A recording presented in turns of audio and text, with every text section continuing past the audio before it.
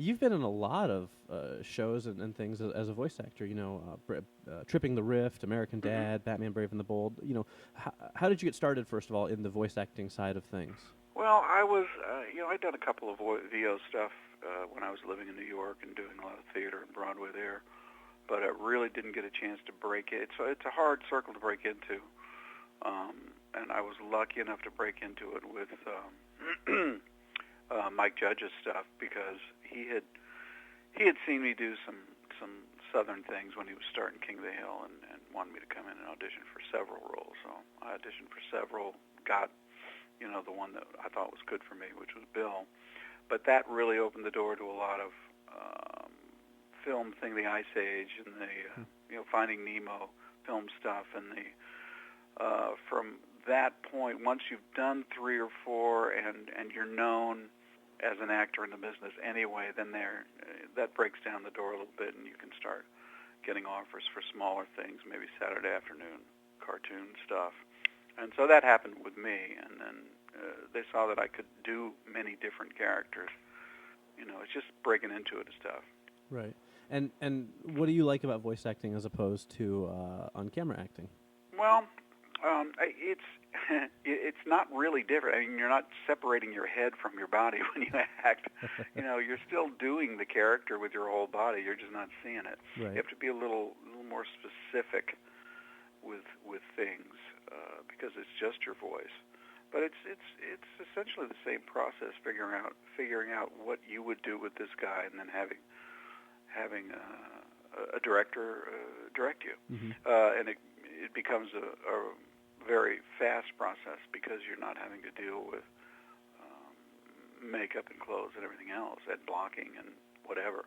You're just being directed in a tiny room. Right. So it becomes a quick process, but it's virtually the same as acting anything else. Right.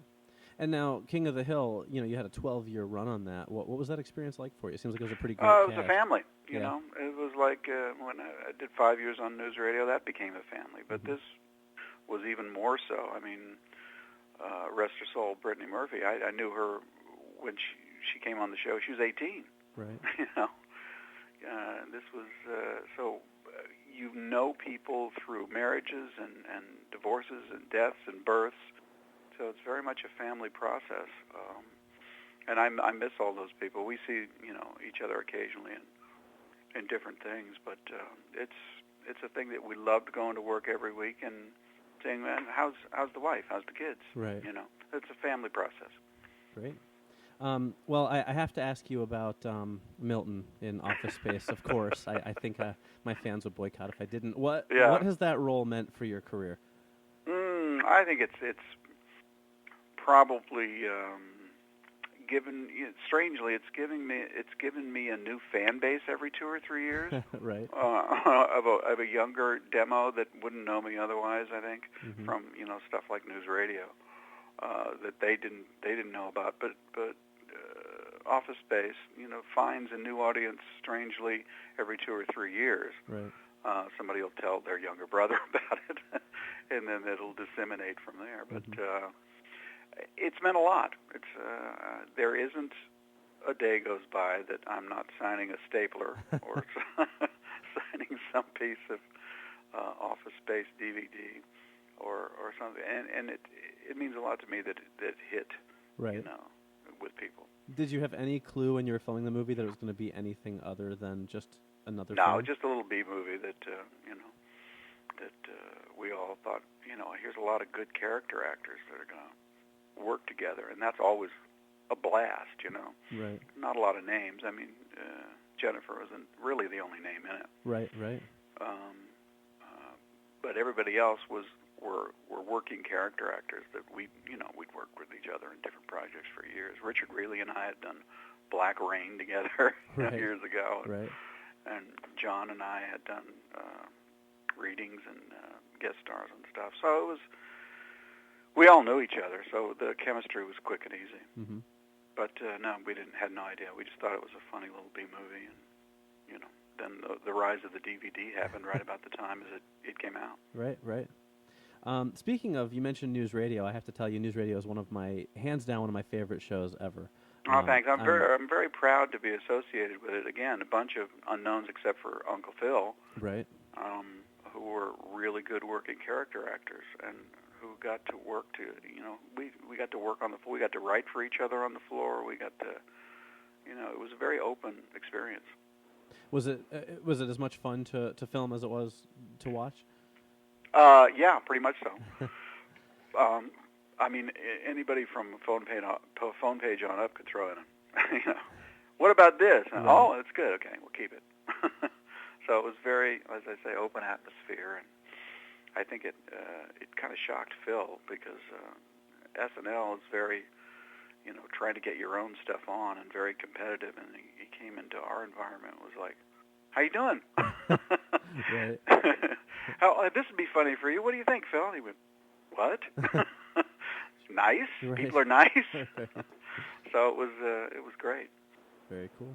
Now, another film that you did, Dodgeball, had a great ensemble cast. Vince Vaughn, Ben Stiller, Justin Long, Alan Tudyk. Sure.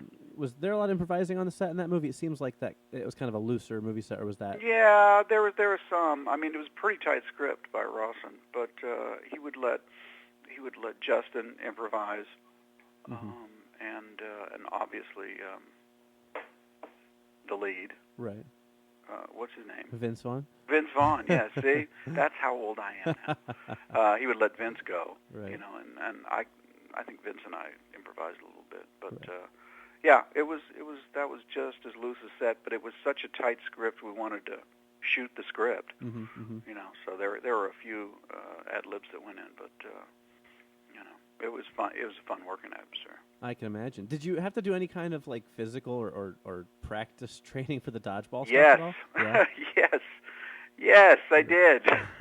No, we all took a 3-week intensive dodgeball course, which with me at the time I was 52. Right. Wow. So it was intensive. Yeah. And running around with the kids. Sure. But we all did lots of dodgeball games and dodgeball stuff, and then once we were on set, we did a lot of it there. Right. Well, I think I'm running out of time, actually. Yeah, I think I got to go do another one, that's too. fine. So one last question. Anything else coming up we can look forward to? Yeah, I did Cedar Rapids with, wow, I can't remember anybody's name today. He's in The Office, and he was in The Hangover, and he was the dentist. Yes. Thank you. Yes, I'm right there with you if it makes you feel any better. I know, okay. So Cedar Rapids with that guy. Yes, Cedar Rapids with him, which is a fun little movie. Right. And Ed Helms. Ed Helms, who was just brilliant. And I was able to do this serious thing with Robert Redford called The Conspirator, about the Lincoln conspirators. Oh, cool. In 1865, that we shot in Savannah. So both of those are coming up. Excellent. I look forward to them. Ah, thanks. All right. Well, thank you so much for taking the time to talk to me. I appreciate it. Appreciate it, Mike.